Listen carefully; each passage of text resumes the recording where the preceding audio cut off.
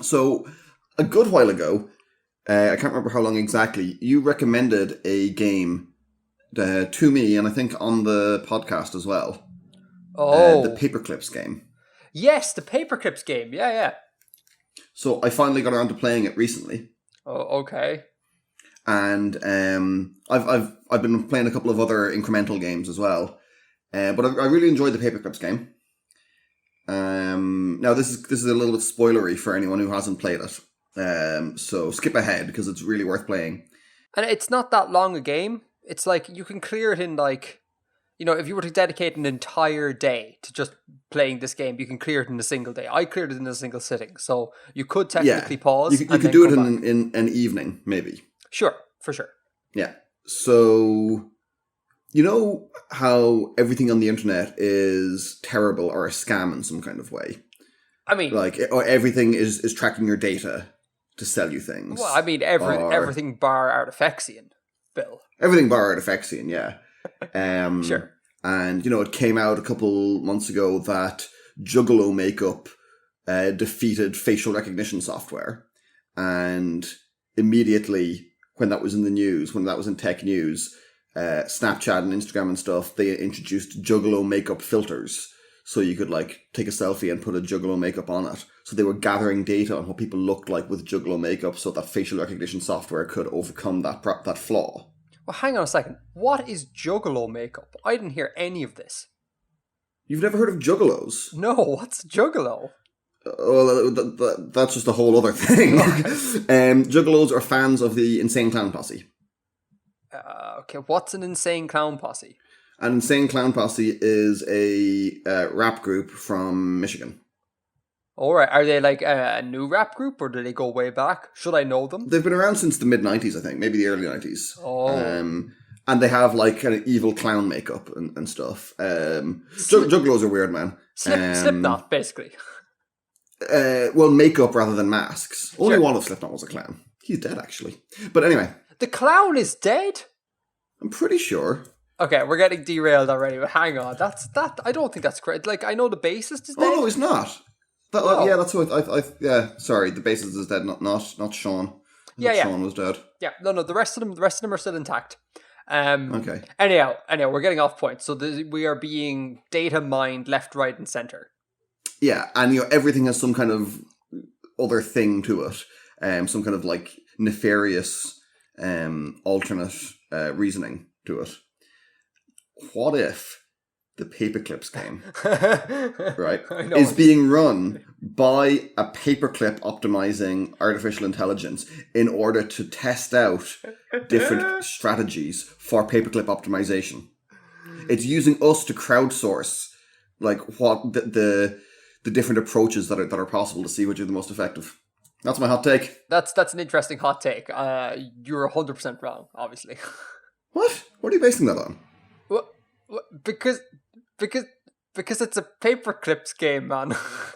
Yeah, and Juggalo makeup Snapchat filters are just Juggalo makeup Snapchat filters. Sure. I mean, oh, okay. I mean, sure. I mean, it is technically possible. It'd be hilarious if Big Paperclip was actually behind this. That'd be a laugh. Just to say, everyone should go play the game and not be scared of it. It's fine, despite what Bill thinks. It is a great game. It is a great game. But anyway, that's my hot take to open the episode with. Yeah, cool. All right, should we do some follow up?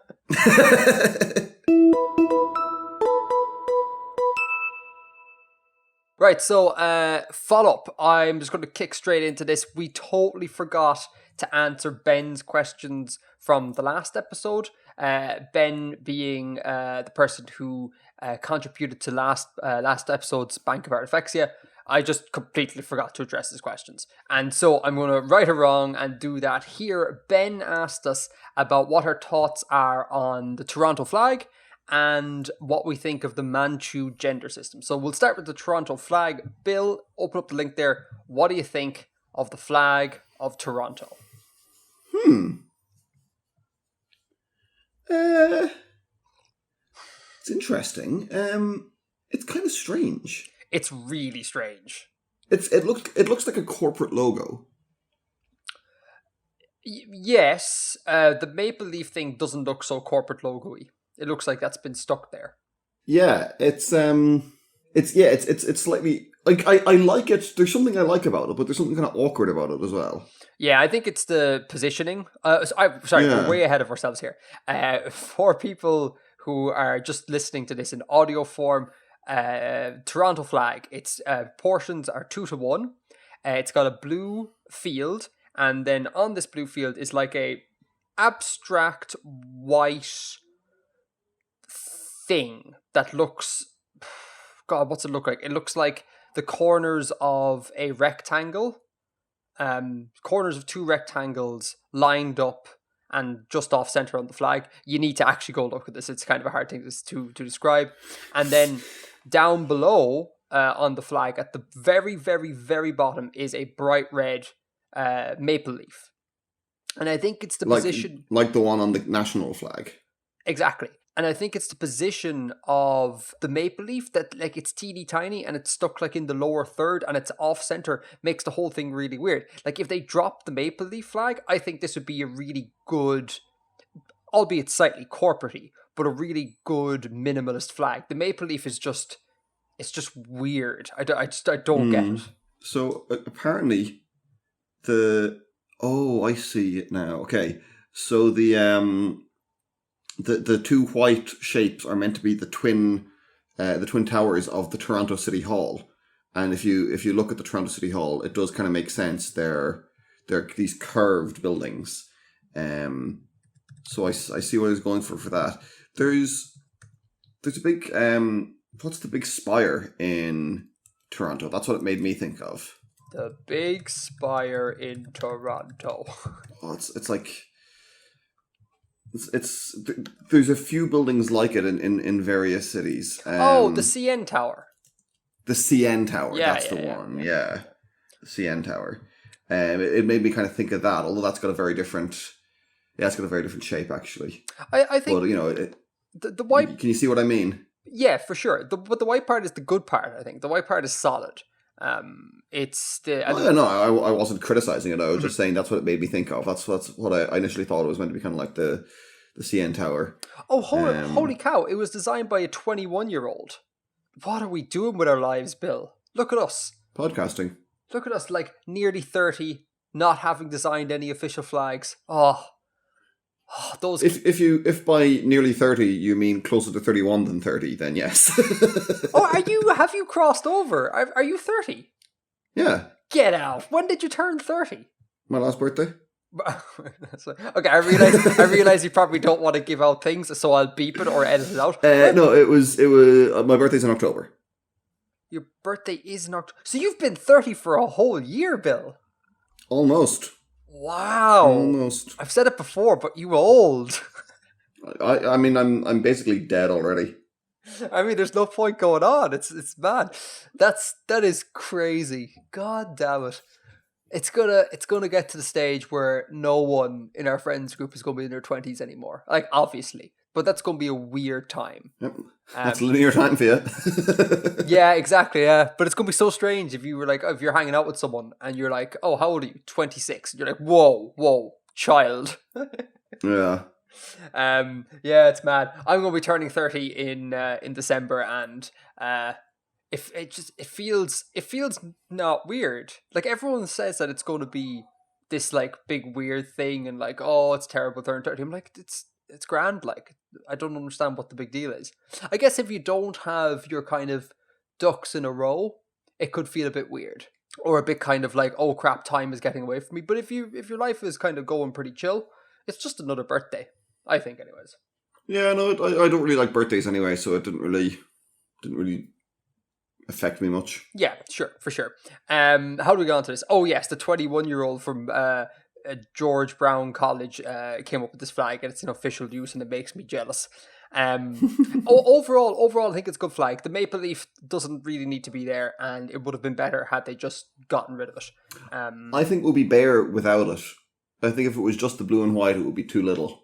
I mean, you could do something else. I think. Yeah. But I think here's another thing. I think that bothers me is that the towers, the white towers, they're quite like streamlined and abstract, and quite minimalist.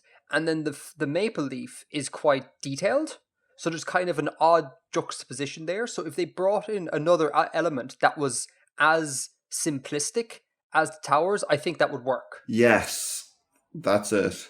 Anyway, so that was a That makes Toronto sense. flag. I think we're both. It's an okay flag, yeah. Yeah, it's not bad. Now the Manchu gender system. I had no idea that there was a Manchu gender system. I've no real idea about the Manchu language at all, really. A quick look on Wikipedia tells me that the gender system is kind of baked in with vowel harmony. So words differ in vowel quality, and those vowel qualities are associated with masculine objects and feminine objects. So I believe the example they give on Wikipedia is a woman is was it like he he he. Let's say he.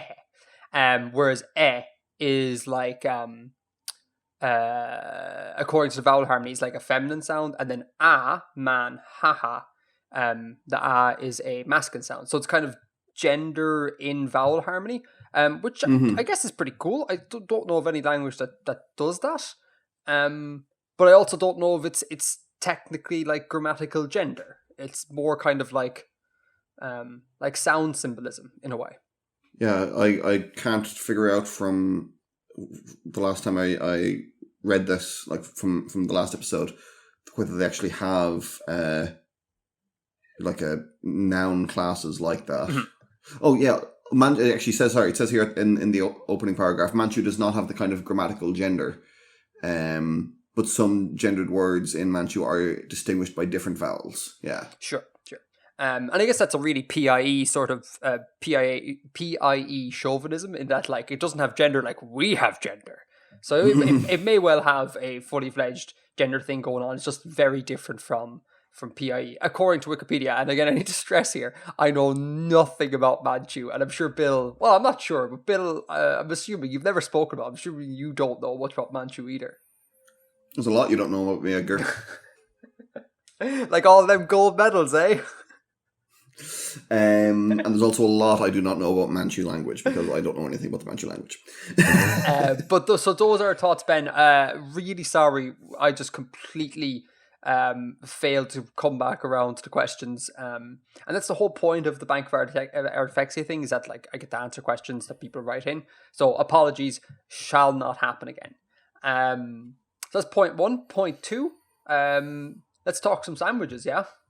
Let's. So my overarching feeling and response to the sandwich episode was, one, I think people really got in on it and like had good crack with us, which I think was really great.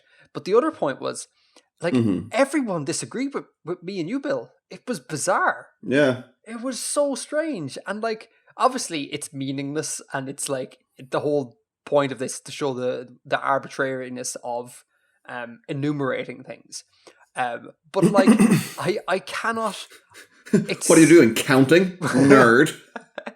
But like, I cannot fathom like cutting a sandwich in half and it not being two sandwiches. Like, that's so alien to me. And then others in the subreddit were like, "What are you talking about? Of course it's two sandwiches." And like, they're clearly correct. Like, technically they're correct. But it's just crazy. So that's one thing I want to highlight. Because I was trying to think of it with analogies, but it's a very difficult one to do with analogies, because if you tear a book in half, you don't have two books. But like, if you break a rock in half, you've got two rocks.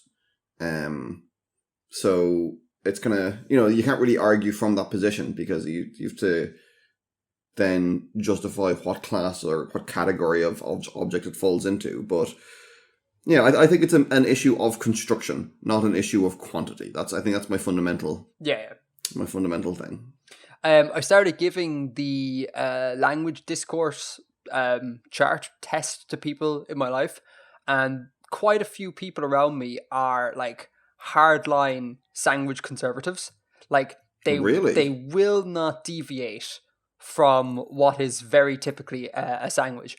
A lot of people. Like, there was one person in particular who was just like, no, the top left-hand corner of the chart, that is a sandwich. all other things, not sandwiches. That person, I was like, whoa, like that's crazy. And then a couple of other people were the left column. Oh, FYI, I'm going to put this back in the show notes for people who want to check out the graph and what we're talking about. But some people were like, the left column is sandwiches, everything else is not. But there tended to be a lot of people who skewed towards traditionalism, which I thought was interesting. Yeah. They're wrong, obviously. But yeah, so those were. Oh, sorry, one last thing. A u/Ersatzludmuseum, we'll go with that. Left a video called "What is a Sandwich?" And for anyone who's confused, or like if we have confused anyone in the previous episode about the definition of a sandwich, you can just go watch this video, and all will be clear. I assure you. Anything in email, Bill? Anything in email? Yeah, we've got one from Will, who is asking if it's possible for a planet to have all its landmass in the form of many, many islands. They like the concept of a world that is like that, but they're not sure how to justify it geologically.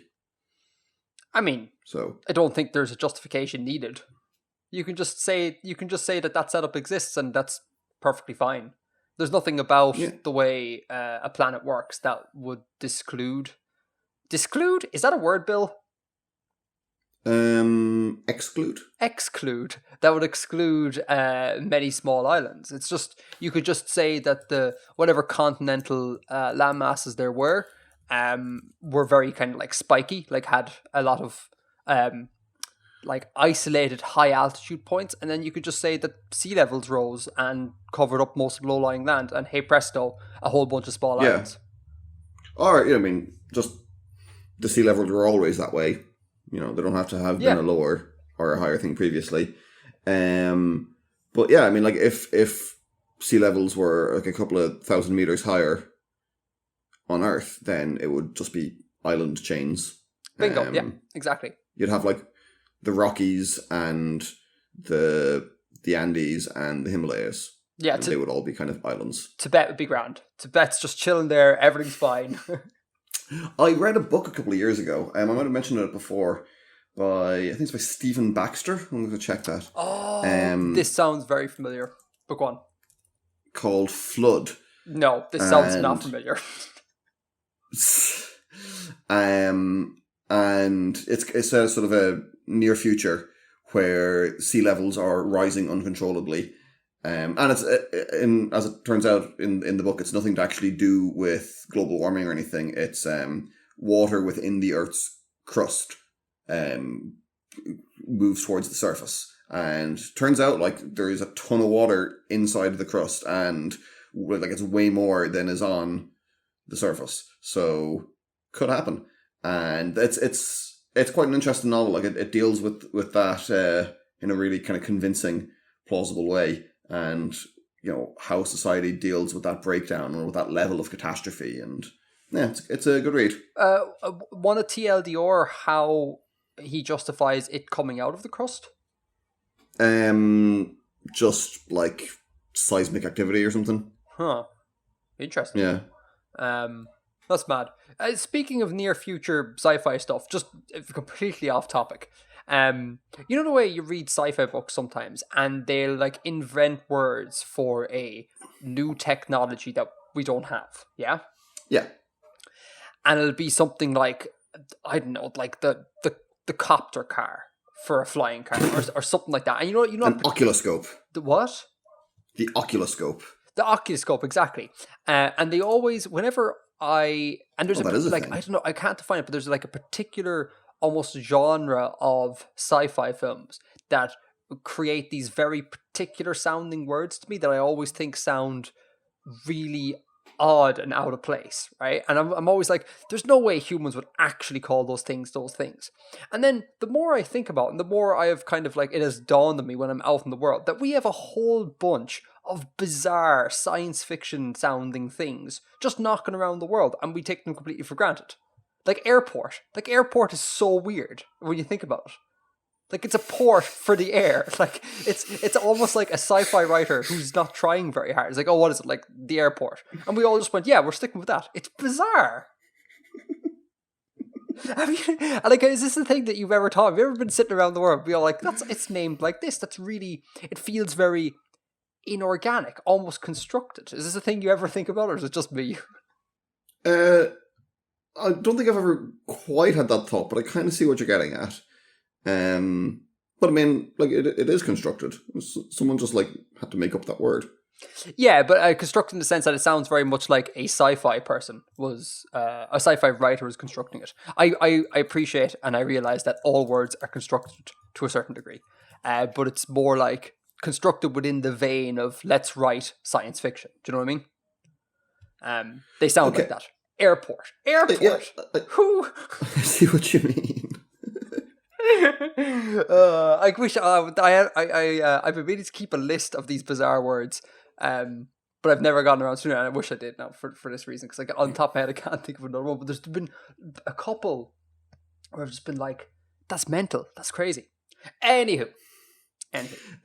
When do you think the word airport was first used?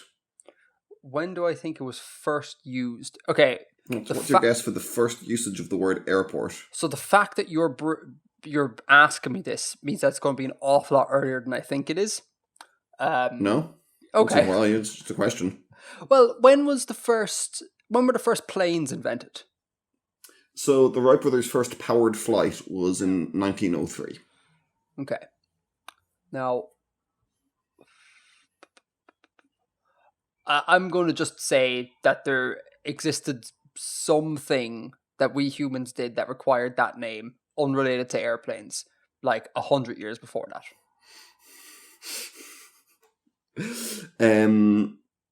So actually, no, this doesn't say that it's the very first use of the word. So, but anyway, the earliest one I'm seeing here is 1902. Oh, crap.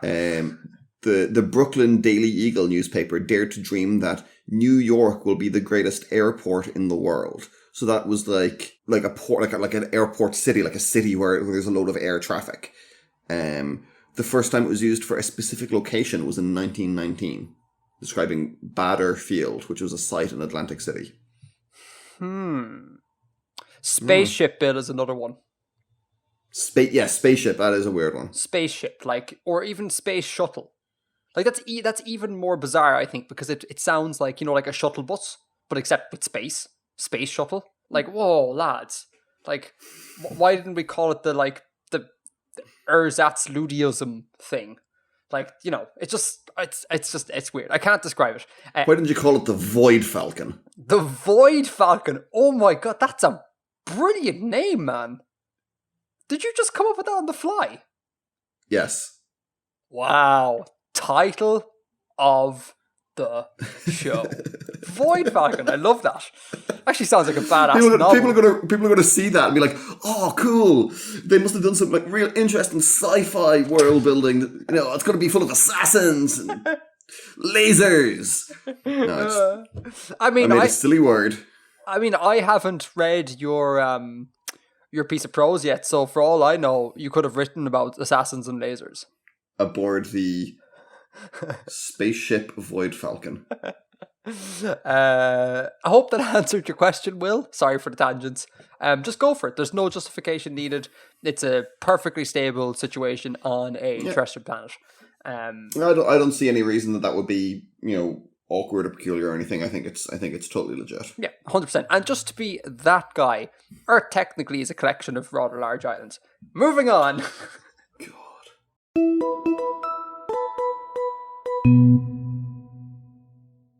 Okay, Bill, do you mind if I go first? Just because I have relatively little to say about my video sure. This time. Go for it. Just feel like going first. Okay, so myself and Mitch, aka Jan Measley from the Conline Critic, got together and we made a video about inventing number systems. Specifically, we invented a number system or with OA in mind. Overall, I'm super happy with it. I think we kind of pulled out a really cool and fun video. But there was a couple of like really minor errors in it that I want to flag that really kind of annoyed me. But just for the sake of clarity, so Jan Measley brings up Japanese as having 7 sets of number words. It has more than 7. The audio should have said at least 7 or something like that. It's kind of a trippy thing where it's like, depending on how you count them, it can have like 2 or it can have like a gajillion. So it was a non-exhaustive. So we presented in an exhaustive list, but it's not exhaustive. So that's an important point. Other one is that I messed up my own language, which is always fun when that happens. I said C Lama means 6 books, when in fact it does not mean 6 books. It means 4 books. The word C in Oa is 4. I just got completely messed up there. And I also mispronounced. What even is counting? Come on. Miscounting wrong in the thing that I invented. And I also pronounced one of my words wrong. I pronounced the word for F0, the number F0, as ROAS. When that is incorrect, it should be RORAS. And there's a difference. Exactly, there's a difference there, and I just missed it in the thing. It's a regional dialect. Regional dialect, some might say. Although it's a problem because ROAS is also a number. So ROAS and RORAS are distinct. If there's going to be regional dialect, they'd have to differentiate somehow. But so not major things, but just like little...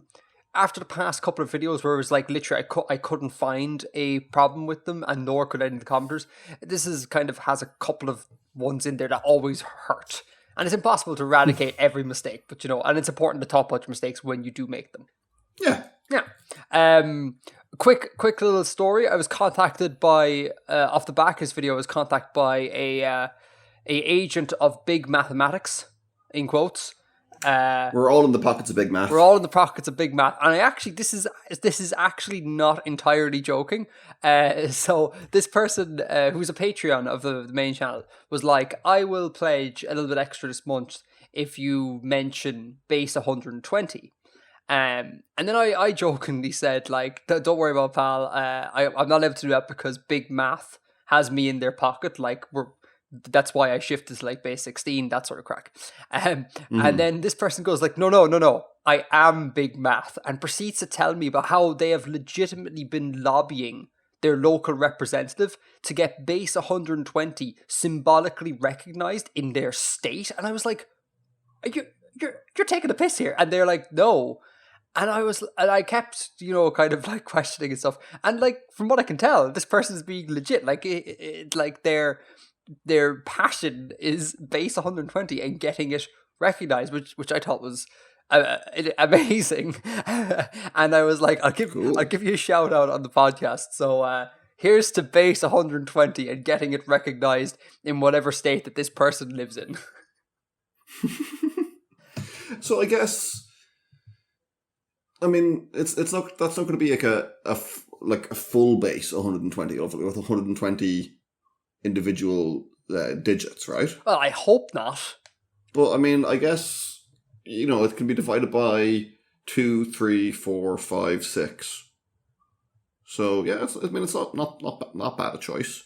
Yeah, if they had all the digits though, it would be just massively unwieldy. There has to be some sort of sub-base thing going on. The person does have a whole thing. And another thing that made this whole thing hilarious is that this person was like, I'm actually like working on getting it into pamphlet form, so I could like present the information to like non-technical people.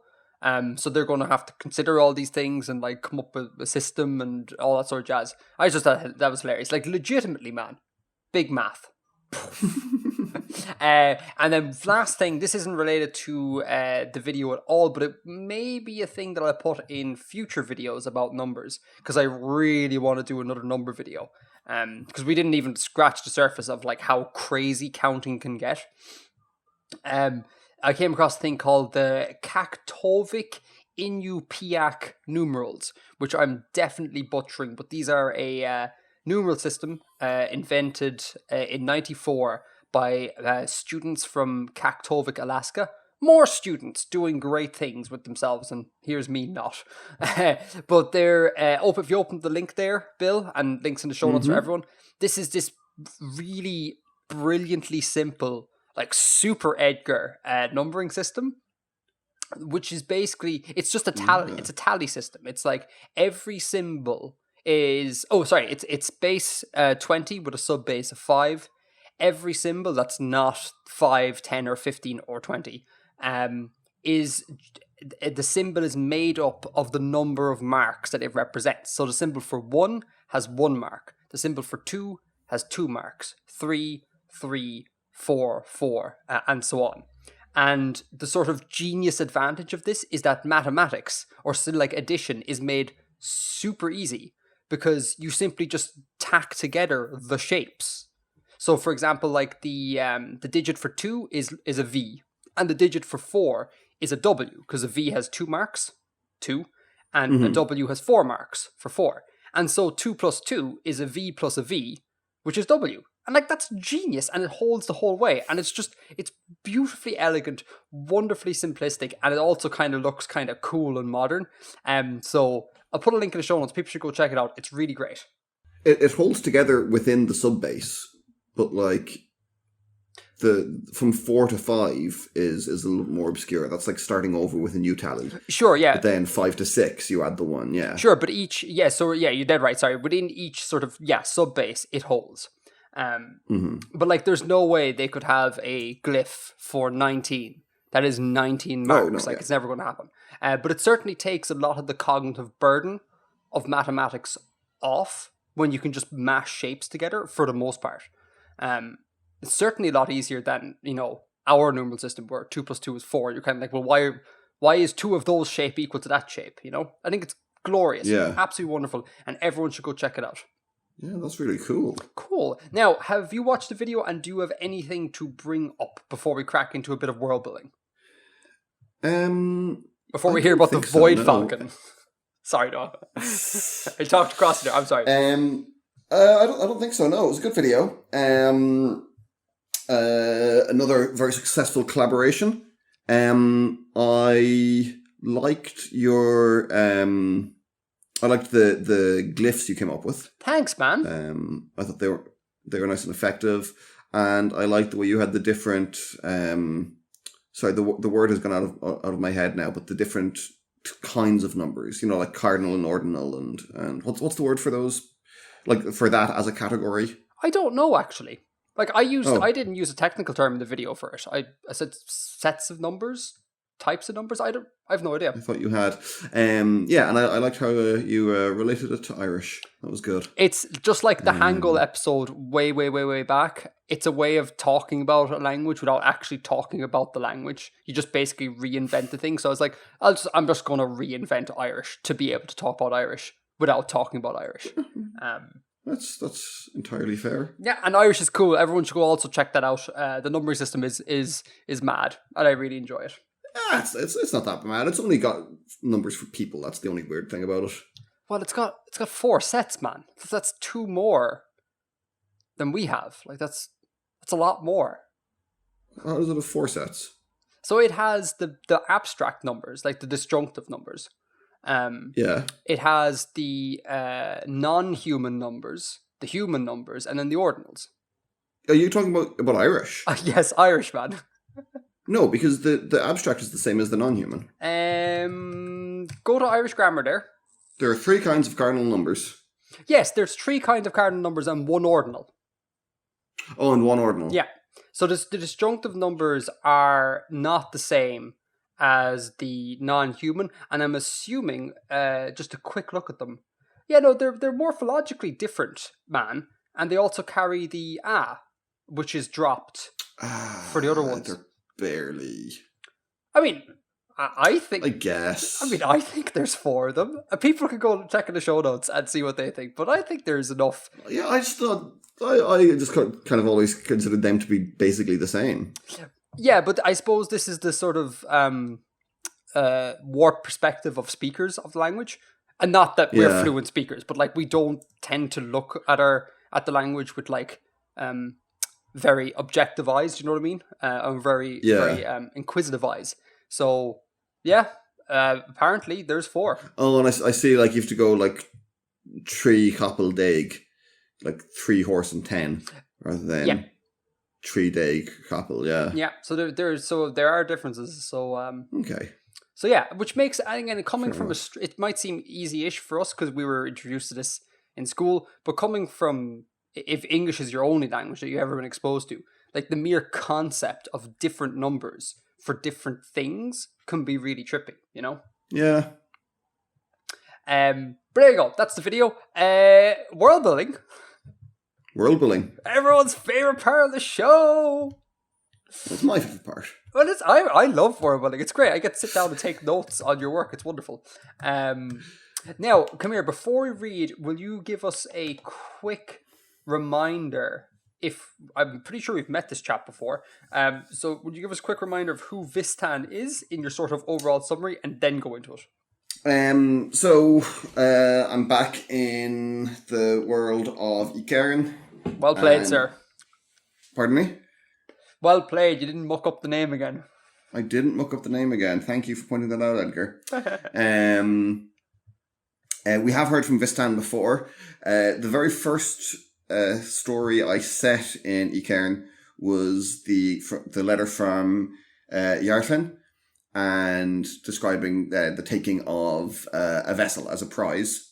And the second one was the letter written by Vistan, from the perspective of the crew of the vessel that had been taken. And this is from him again, another letter from him. Cool beans. All right, crack into it there. My dear, I write to you from Lansk once again. I have returned from my journey to the south in pursuit of the Sinan. Once more, our hopes have been dashed, though in a most curious fashion. The Sinan was indeed flown to this southerly depot for evaluation and refitting, but shortly before my arrival, a person unknown broke into the company's airfield, whereupon they boarded the Sinan and retrieved an item of great value, previously undiscovered by the spiers. This can only be our sacred treasure. All of this information I gained from rumour and hearsay around the depot and the nearby village of Upla. The scant information the rumours held of the suspected thief is as follows. Seemingly a man, he came to the village from the south, travelling by foot, and claimed to be a trader despite having no pack animals or wares. Though this tale seems fanciful, as nothing lies to the south of the village except the mountains and their many dangers, it was repeated by all I spoke to. Who can this thief have been? None of our people can have come from that direction, and who among us could have single-handedly stolen into the depot and taken our relic without being detected or captured? But yet, who outside our small circle could have known where to look and how to retrieve the treasure from within the Sinan? And what do they intend with it? My heart is greatly vexed by these questions. The last rumour of this thief is that they proceeded north, rather than returning to the south whence they came. How this is known or why this is believed I cannot tell, though I suspect its origin may lie with the unsettling intelligence of the company's weirds. With our treasure taken, the vessel and its fate no longer concern me, and the perfidious spires are welcome to it, and may it fall from the skies and scatter its crew upon the plains. And so I return to the north, to Lansk, where I hope to find further rumour of the thief and our stolen relic, and once more rely on the passage granted by the Arthani. Every day I thank the skies for their aid and alliance since the day the Arthani captain saved us from the banks of the Abga. But it was not to be so. A few days before my return to the city, a great massacre took place in Lansk. The bailiff of Lansk, a butcherous wretch by the name of Einthoth, ordered a Tamar vessel and a company of marines to assault an assembly of workers gathered to demand better wages and conditions. The dead numbered near 100, or so I was told, and many arrests were made. An orator by the name of Yathara has been accused of riling the crowd. They call it a mob, though I doubt it was so before the company began to fire upon them, and she is due to be tried in the coming weeks. But I am stranded in this vile city, as the Arthani were too accused of complicity in the dispute and will no longer dock here. The company's patrol vessel had the temerity to fire across the Arthani boats and keep them from reaching the shore to assist the assaulted crowd. And so I am keeping low, and seeking an alternative means of travelling this hostile land without making my presence known to those who oppose us. My nights have been sleepless with worry for the fate of our people. I will not return to you until I have secured our relic once more and can deliver it safely to its rightful place among us. With love, Vistan.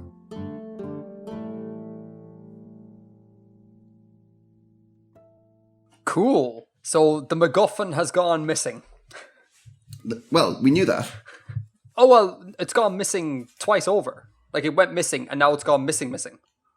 No, we already knew about it being stolen from the depot from a few episodes ago. Oh, that was a thing that I underlined here. Sorry, I forgot about that, yeah. Very cool, man. Very cool. I love how you tied in the previous week's thing. Thank you. With the salt, with the riot. I like the dead numbered near 100, and if I remember correctly, which I probably amn't, I believe the last week's thing put it at a few dozen. Yes. So they were undercounting what actually went on. I think that's a cool little detail. Or someone is overstating the case to Vistan. Or someone is overstating it. We don't know. Unreliable narrators. We have no idea what's going on. Now, so what else we got? I underlined who can this thief have been, and I was like, that sounds an awful lot like a thing that you wrote before. So I completely forgot about it. The bit you say about the perfidious spires, just quick. What's the political situation like with the spires and non-spire folk? I get the impression in my head that the spires are seen as like bourgeois metropolises, and then the sort of urban-rural divide. Is that what the sort of thing is going on here? To an extent, like they're kind of colonizing culture. So Vistan is from like his nation would be kind of related. They would be kind of cousins to the Avesk, who are the spires, but they would be separate from them. So that's the context, the political context there. And yeah, they seek to exploit other cultures and other nations. Yeah, so they see them as like colonial or potential colonial overlords. Yes, that the other people see the Abesk, the spires, as colonizers, or yeah. Cool. The thing about the alliance being struck when Vistan was saved in the banks of the Abga, call back to a previous bit of writing, wasn't it? That was from Vistan's first letter. Yeah. Yes, I remember. After they were marooned on the ground, they had a few days' march to a river where they got picked up by an Arthani captain. Yeah. And unexpectedly, like it turns out, the Arthani are really sound, or at least are really sound to Vistan. Yeah, for sure. The company having the temerity to fire across the Arthani vessels, is that a comment on last week's thing about the sovereignty of those vessels, or it's just like, how dare they fire across my friends? Oh yeah, it's about the sovereignty. Like it was a really brash thing to do. It was kind of like a politically outrageous move, almost. Not quite a declaration of war, but certainly highly aggressive. Oh, so wait, hang on. So like up there, like. Yeah. Oh, I know you said last week that it was it wasn't great, but I didn't realize it was like one rung down from like we could be going to war here. Maybe not one rung down, but like if they would actually fire upon the vessel, that would have been like a kind of a warfare-inducing act. Oh, I didn't know that. Yeah. Oh yeah, and the last thing, not related to this, but actually related to last thing you wrote. Do you remember I talked about like, is there a real world analog for like this idea of like the sovereign ship or whatever? And it occurred to me, I knew the answer all along. The ambassadors, I remember watching a video ages ago that said that ambassadors, when they go into cars or whatever and get driven around the place, that car is then a sovereign like entity, or rather it's a US ambassador in a car. That car becomes part of the US. It's like a roaming extension of the US, and I believe that holds for all ambassadors. If I can find the video, I will link it. If I can't, someone find it for me in the Reddit. But I thought that was a kind of a similar thing, like these roaming ships considered part of the Ertani nation or whatever, and then these roaming cars part of whatever country whose ambassador happens to sit in them. Which is pretty cool. Interesting. And it makes sense. It makes sense that, like, you know, the ambassador is meant to be in said country, so wherever he goes, it should be that country. But yeah, and so that is all I have. What are your comments on your piece of prose? Nothing in particular. This is actually someone asked in the sub on the basis of the last episode about the gender of the various characters I've presented. In general, in the Abesque and related languages and in their cultures, masculine names will tend to end with consonants and feminine names will tend to end with vowels. Broadly speaking, it's not like a real hard fast rule, but broadly speaking, that's that you can fairly reliably gender someone based on their name. Vistan is part of the Abesque culture, you said, didn't you? Related, yeah, he's related. It would hold for his culture as well. Cool. Mm-hmm. That's not a bad way of going about it. Quick thing. Sorry, I meant to say the Sacred Treasure. We're in Cairn, which means that we are not in land where you can't tell me anything. Can we say anything about the Sacred Treasure? No. Okay, let me try and get something out of here. Do all ships similar to the one that Vistan was on? Do they all carry a sacred treasure, or is this so this is an item limited to that one ship? It is a unique item. Yeah, it is a unique item. What was that one ship delivering that unique item to a place? Or was that unique item like part of the ship? It was closer to it was being delivered to a place. Okay, so ordinarily, the sacred treasure would not reside on Vistan's ship. No. Okay. All right. I think that's all I could get out of you. I'm assuming at some point you will actually reveal what the hell it is. Yeah, well, we'll see. Well, as always, man, thanks for writing the prose. Also, considering that, like, what has it been? Maybe a week and a half since we last recorded? 2 weeks. 2 weeks, which is unheard of in Artifexia. I did not expect you to have anything done again, and yet again, you come up trumps with having something done, and it's just class. Couldn't let down my fans, man. Couldn't let down the fans, no. Cool. All right. Well, so I think that's writer's room done. Should we move into the green room?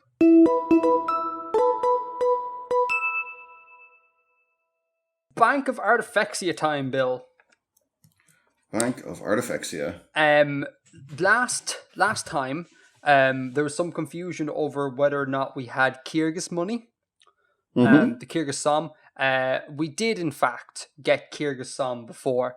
I forgot to place that Kyrgyz Som in its nice holder in my folder, and it remained in the original letter. So dear person who wrote in, I have not lost it. It was merely hiding in an unexpected place. I knew it. Yeah, no, and the minute you said, I think it was the opera singer, I was like, oh, that's very familiar. So, you were correct. And it was that one. It was like a 2 psalm note, was it? So something like that. I don't currently have the 5 psalm. The full 5 psalm note. So anyhow, this week we have this week is like kind of technically correct. We can't say this week because it's been less than a month. Yeah, exactly. I can't say this month. Yeah. Although some might say this fortnight would be the correct thing to say, really. Also, fortnight, really strange word. That's another one of those things where I'm like, what were you thinking, lads? Anywho, we received a letter from Collie, a faithful listener, a self-declared faithful listener, Collie, who sent me more Canadian Tire money, which this person acknowledges that someone already made the joke of sending you Canadian Tire money, but God knows that I'm ever going to spend it. So I've now become the depository for Canadians who don't want their Canadian Tire money, which I think is a wonderful meme.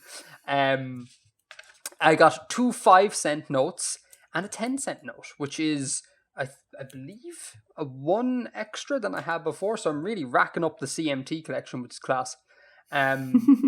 So Collie goes into a bit of history about the Canadian Tire notes. I'll just read it out because I think it's really cool.